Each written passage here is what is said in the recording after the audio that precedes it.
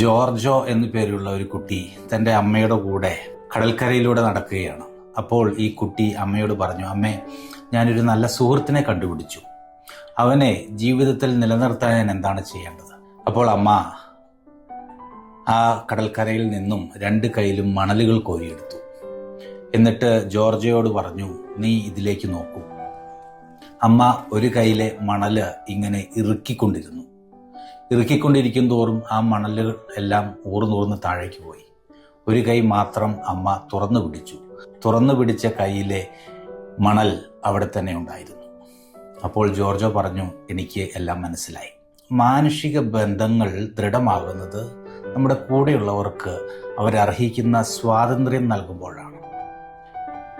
ഒരുപാട് സ്നേഹം കാണിച്ച് ഇറുക്കി പിടിച്ചുകൊണ്ടിരുന്നാൽ പലപ്പോഴും പല ബന്ധങ്ങളും നഷ്ടപ്പെടും. ഓരോരുത്തർക്കും അവരർഹിക്കുന്ന സ്വാതന്ത്ര്യം നൽകുമ്പോഴാണ് യഥാർത്ഥത്തിൽ വളർച്ച ഉണ്ടാകുന്നത്.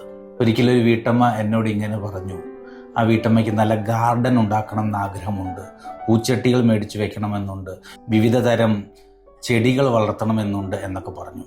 അപ്പോൾ ഞാൻ ചോദിച്ചു, എന്താണ് അതിന് തടസ്സം? പക്ഷേ ഭർത്താവ് എനിക്കതിന് കാശ് തരില്ല എന്ന് പറഞ്ഞു. ഭർത്താവിനെ സംബന്ധിച്ചിടത്തോളം പൂച്ചട്ടികൾ മേടിക്കുന്നത് ഒരു നഷ്ടമാണ്. കേരളത്തിലെ കുടുംബങ്ങളിലൊക്കെ ഭാര്യമാർക്ക് കുറേയും കൂടെയൊക്കെ സ്വാതന്ത്ര്യം വേണം. അവരുടെ കാര്യങ്ങൾക്ക് വേണ്ടി കുറച്ചൊക്കെ കാശ് കൊടുക്കാനുള്ള മനസ്ഥിതി കാണിക്കണം. കാരണം സ്നേഹം ദൃഢമാകുന്നത് ഇറുക്കി പിടിച്ചിരിക്കുമ്പോഴല്ല, ഓരോരുത്തർക്ക് അവരർഹിക്കുന്ന സ്വാതന്ത്ര്യം നൽകുമ്പോഴാണ്. ഈ നോമ്പുകാലത്ത് നമ്മുടെ കൂടെ ജീവിക്കുന്നവർക്ക് നാം എന്തോരം സ്വാതന്ത്ര്യം നൽകുന്നുണ്ട് എന്ന് പരിശോധിക്കാം.